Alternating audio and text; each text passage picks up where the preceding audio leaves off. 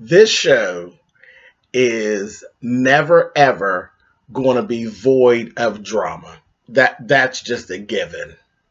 My goodness.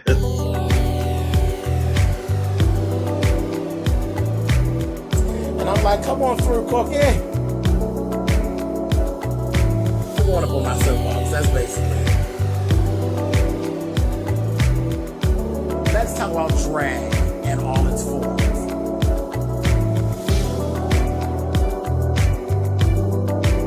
What,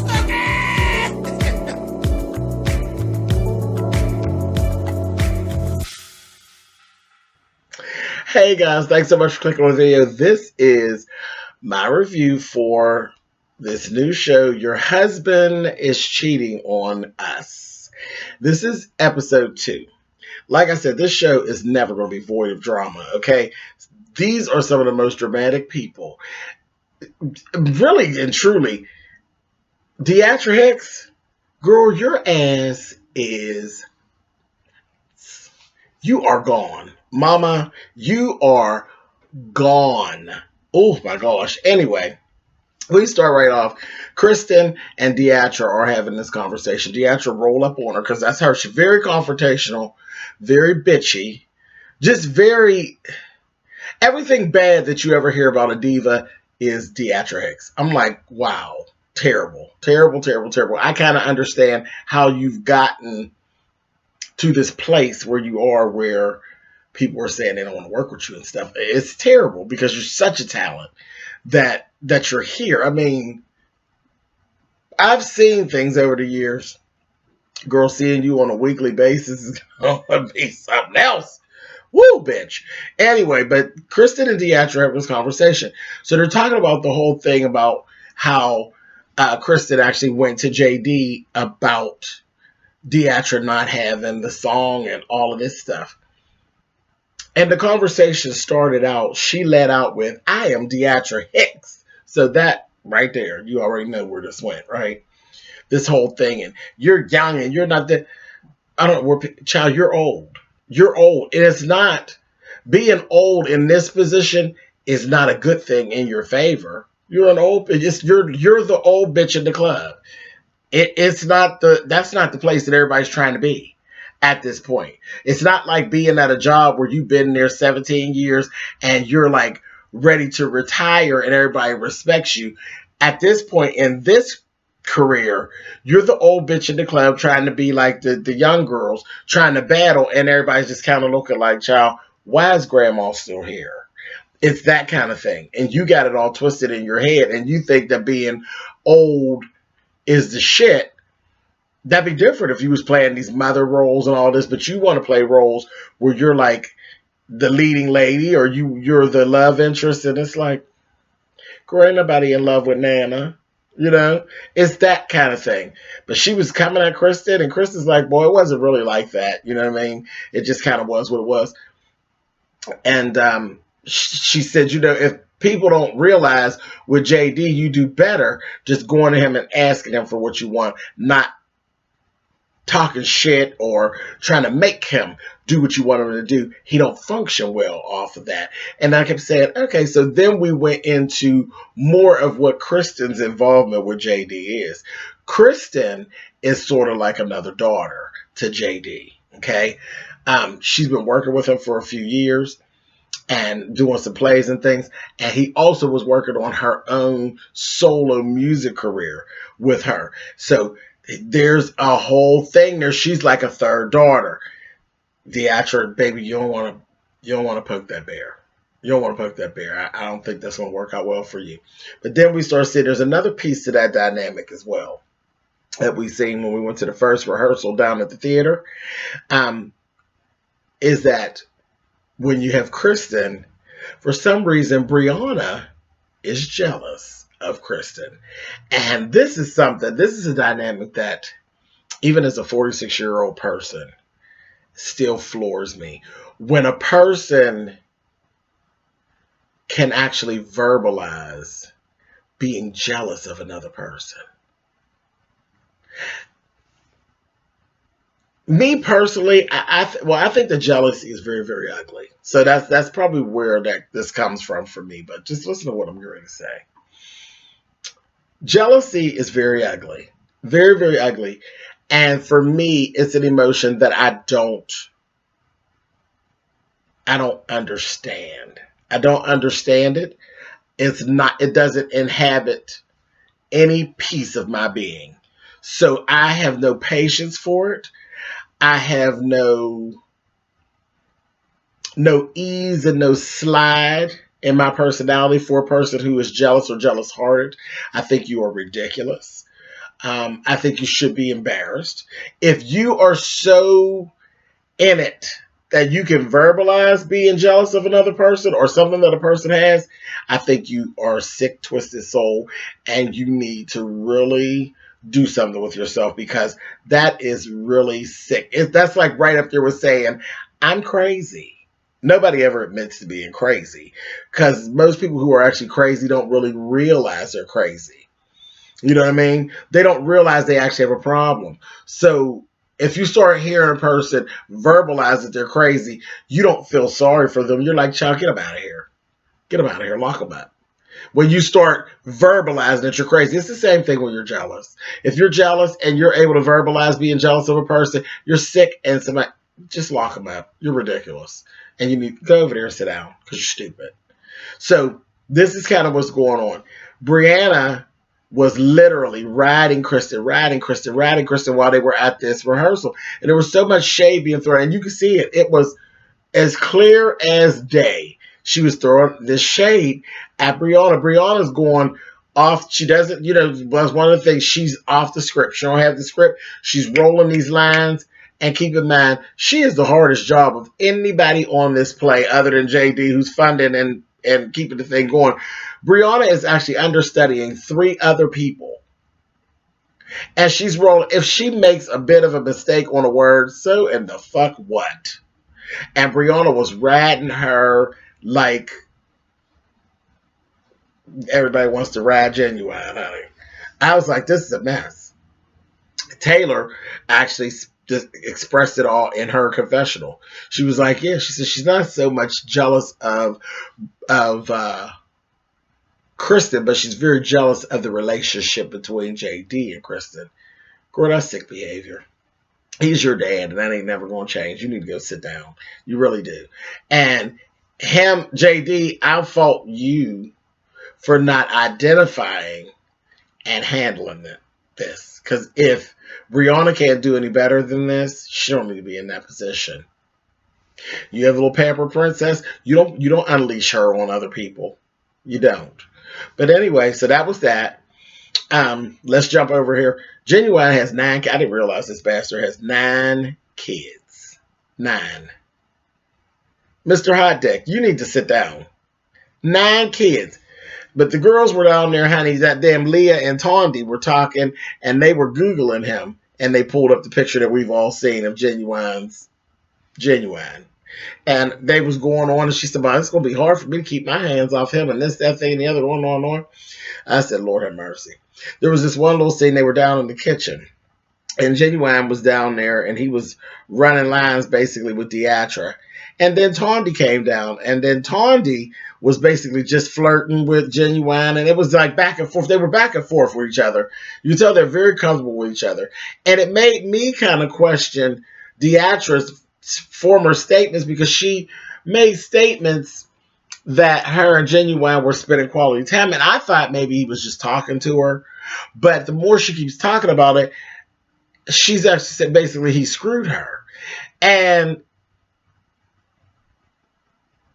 is he that much of a dog that you got 2 women in a room that you screwed? You screwed them both. You already know that they both don't mind getting some more of it. And you're really overtly sexual, and Tondi's over there laying all on him and rubbing all on him, and at one point had her hand damn near in his lap, right in front of Deatra. So that started making me question Genuine, like, damn, you kind of doggish, dude. You that's kind of cold. You know what I mean? To do that right in front of her face like that. Um, but then it made me say, did he? Because I'm looking and saying, I can't really see him actually sleeping with Deatra either. And I ain't gonna say why. I just don't see that interaction. But whatever. So it's okay, especially with his personality, because his personality is more of a laid back, quiet person, which is funny that him even singing Pony, that ain't really his person, that his outward personality. He's always been more quiet, I figured he was kind of slick and sly, especially when we seen that thing, honey. See, yeah, he's sliding it in him, honey, but he just ain't that, that he ain't that guy. So I don't know. I said, I don't know. But anyway, so we're watching all of this, and Deatra, she's so messy. So it ended up in the kitchen like she was like a third wheel in the kitchen. It was so uncomfortable to watch. And then she started talking about joining in. It's like, if y'all gonna do that in front of me, honey, I'm gonna be done joined in. And they were giving no, you're not. So when it all broke up, now he's like, yeah, you talking about a threesome? She said, she gonna say that's right, because if y'all gonna be getting down, I'm gonna be getting down too. And Tondi wasn't here for it, neither was Genuine. So they ended up, they're leaving out the kitchen, and she went to bed, and they went to bed, honey. We saw her go in her room, and then we saw them go in his room, honey. I said, oh. He slid right on in that room, honey, and Tondi was in there right up on top of him, honey, with her hand down his pants, honey. I said, oh, it's Tondi, okay. So I just said, I kind of laughed about that, and I left that scene. We went to a commercial break, and I was like, I'm questioning Deatra. I don't know about all that. Next thing you know, we see Jermaine and Deatra having a conversation, and they're talking about this whole Genuine thing. And Jermaine gets in his confessional and basically feels like Deatra is lying about sleeping with Genuine. And he just does not believe it. He's like, I could be wrong, but I don't believe it. I think Miss Deatra is lying. And I'm like, okay, so he's in the house with them. So I'm thinking that maybe he's seeing what I think I see. And that's all in her mind, and all on her part. Her ass is crazy. I think she wants to, and she probably wanted to, but I don't think she actually got a chance to shake the stick, honey. But whatever. And it just seems as though, as we're unfolding here, folks are literally walking around the house laughing at her a lot. And then it has transitioned into a place where now she's like walking around and she's aggravating people. Like, people are becoming aggravated with her. Because she kind of does start to keep up a lot of drama. JD and Genuine actually had a sit down. And I thought this was pretty big of Genuine. He had actually gone to JD and he was second guessing himself. And he was saying, it's a lot. It's a lot. This is a lot. This is more than what I thought it was going to be. And with my load that I'm carrying, I'm really having a hard time. And I appreciated it. And so did JD. JD appreciated the fact that he was so transparent. And he was saying, I've been down this road with other actors, but it's my job to make him comfortable and give him whatever help he needs and not lose my leading man. I just need to figure out what works for him to get him where I need him to be. And the fact that he was transparent enough to come to him, he appreciated that. And so did I. I really did. Yeah. I mean, as a writer myself, I know it's very easy for me to remember what I wrote, but how easy is it for you to actually remember what I wrote and to convey it the way I want to convey? That's a heavy job. That's a heavy job. And he has a lot of the script, and he has interactions with all of the characters. So it's a lot. So I was here for it. Then he let him know also that he had some issues with the living arrangements and how that works with his character. And this is what he was saying. That's not me. I'm not into all that drama. It's too much drama. I'm not into that. And I could I believe him, because I didn't realize up until this point that this boy had 9 kids. We've been knowing Genuine for how long? I knew he was married to Soleil. We knew about all that, but I had no idea this boy had 9 kids. So that kind of goes to, as long as he's been in the industry, we haven't really heard a whole lot of horror stories about Genuine. Some stuff, more stuff, in these later years. But when he was really at the height of his pony and all of this stuff, you didn't hear no whole bunch of mess about Genuine. So I'm going to say that he keeps a pretty low drama profile around him. I believe him. I believe him. Anyway, let's move on. JD has a birthday party. He invites the whole cast to the birthday party. First of all, this cast of people are ghetto as fuck. Okay? They work on the chitlin circuit, and they all kind of have chitlin type behavior.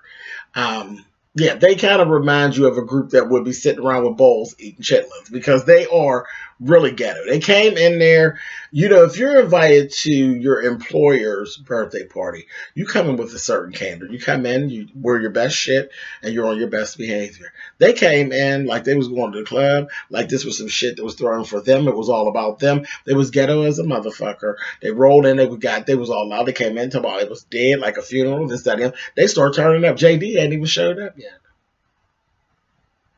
JD shows up, his wife and his 2 kids. His daughters, they show up, and he's like, he's going to bring them up and have them sing. Bring the girls up and have them sing, get the party started, whatever. But meanwhile, the cast had already got drunk. They done got drunk. I said, Lord have mercy. How you come to my birthday party and get drunk before I even get there? Drunk. I said, okay. Next thing you know, Brianna goes and approaches Kristen, because Kristen has actually said, that there's some contention, that she's feeling some shit in the air when it comes to the daughters and her. She didn't pinpoint one. She just said the daughters, her. Well, baby, their dad had sent the text to them and said, you didn't make it right. Fix it. Why did Brianna, see, this goes to show that Brianna don't have the business in her position. She approaches Kristen at the party. And she didn't just approach her. She went the fuck off on Kristen. Told her, and she was so out of order. Told this girl that you aren't even in the right place. You're not even talented enough to be here. Don't bring Jermaine into your shit, because this is your bullshit. And don't bring him in. He's talented and worthy of being there. You're not, and you could just be sent home. So don't get me all fucked up. She was totally out of order. Totally filling her puss, because she's in there with her whole family. Kristen ends up crying. It was a whole mess. Deatra's ass was up there singing. Deatra has this bad thing about trying to make things about her. While they're arguing, Deatra's up there singing. And the argument was getting a little heated. It was getting a little loud. Deatra's singing, and her singing voice is real big. It's real big. She starts conveying messages because she ad-libbing. And she's hollering, Kristen! Are you crazy right now? This, that, and the other. She's like in the midst of the party, you're singing and chastising Kristen, where meanwhile Brianna is the one that is fucking with Kristen. And then just the singing itself was just so... And this is what she does. This is her style of singing. It's very overbearing, and the run goes on and on, and all that. Too much. She's teen fucking too much, and she was doing all that, and every note got to be drug out. Really, Deatra? Then you got Leah and Tondi in their confessional making fun of her and laughing, and I was about to piss on myself, because they was like, girl, and they were reading her down, and it was like, girl, you put yourself out there to be reading. It was all this crazy shit that she does with her voice that could be really good, but she takes it way to the limit. She was doing all that. It was so fucking ridiculous. It really was. So all that went on. JD ended up going off on Brianna and told her to go home. He sent her home. Kristen had already left, and she went home. Genuine went right into the room, because the only real, man there. He went into the room, told Kristen, I really didn't like to see you cry. I wanted to know, are you okay, this, that, and the other, and Kristen was like, I'm good, whatever. So that was cool coming from Genuine. Genuine is very likable, very charismatic, very, you could imagine why all the girls actually will like him. in the house, and he's cute too. So it just don't. All that just works together. So he's actually definitely an asset to the house. Jermaine Sellers is cool, but Jermaine's just another one of the girls in the house, really. Anyway, so next thing you know, Deatra comes in, and she starts talking to Kristen. And this is the time when everybody in that house should actually be trying to see if Kristen's okay. Why did Deatra take and turn that whole shit around and make it all about her and what the girls did to her in the first meeting when they told her to shut the fuck up and how disrespected she was and she ain't going for that shit and it was all about her and this, that. Deatra made it all about her.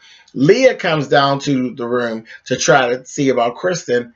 And Deatra goes off on Leah and slams the door in Leah's face. Well, I'm talking to her right now. Slams the door in Leah's face. Leah had already had a couple drinks. She said, you know what? Because she had told her before, you do too much. You know, I've been trying to lay low and leave you alone, but you do too much. Girl, she slammed that door. Leah was like, that's it, bitch. It's on. Fuck you, bitch. You'll make me fuck you up. I said, oh, Jesus. Oh, Jesus. So it's just on. It was crazy. She pissed off everybody in the house. Everybody. Got on everybody's nerves. And it was like Deatra versus everybody. And Jermaine, she tried to shut Jermaine out the room and he pushed on in to the room. Because, you know, Jermaine and Kristen are friends. You can see that they actually have a friendship. And it's so funny because Jermaine and Kristen, and I don't know if I'm the only one seeing this, Jermaine and Kristen remind me of the dynamic between Candy and Dawn Juan. But, yeah, and I think Jermaine could be just as messy as Dawn Juan if he needed to. But that's what I actually see. Y'all tell me in the comments what y'all think. But that's that. But I'll say this at the end of this because I've talked long enough. And you see 20 minutes. I like this little show. This little show is funny. Deatra Hicks, bitch. Bitch, you are a nut job. You are absolutely nuts, bitch. And you do make great TV, whore. So, girl, you is live whore. I will talk to y'all next week. Later.